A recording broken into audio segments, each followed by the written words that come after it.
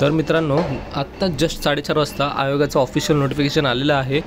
तर तुम्हाला याच्यामध्ये कन्फर्म करण्यात येईल की राज्यसेवा कधी होणार आहे। राज्यसेवेची पूर्वपरीक्षा 25 तारखेलाच होणार आहे, आयोगाने आता स्पष्टपणे सांगितलेलं आहे। तर इथे तुम्ही त्यांचं वाचू शकता, जे GR त्यांनी काढलं आहे। तर बघा, इथे विषय काय दिला त्यांनी, महाराष्ट्र शासनातील कृषी सेवेतील अ आणि ब गटातील संवर्गातील पदाच्या मागणीबाबत। तर त्यांनी काय म्हटलं आहे की त्यांना जो नोटिफिकेशन प्राप्त झालं होतं 16 ऑगस्ट 2024ला की कृषी सेवेचे 258 पदं आहेत।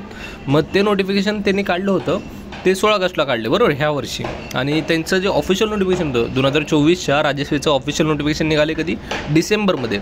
मग तोपर्यंत त्यांना ते मागणीपत्र प्राप्त झालं नव्हतं, म्हणून ते हे पद ॲड नाही करू शकत असे ते सांगत आहेत। डायरेक्ट ते क्लिअर उल्लेख आहे की त्यांचा जी 25 तारखेला राज्यसेवा होणार आहे त्याच्यासाठी पूर्व तयारी झालेली आहे त्यांची पूर्णपणे। मग त्यामुळे ते ही परीक्षा कन्फर्म घेणार आहेत 25 तारखेला। म्हणून मी आधीपासून म्हणते तुम्हाला, तुमचा अभ्यास कंटिन्यू चालू ठेवा, बिलकुल ह्या विषयात पडू नका की कधी पोस्टपोन होणार आहे, नाही पोस्टपोन होणार आहे।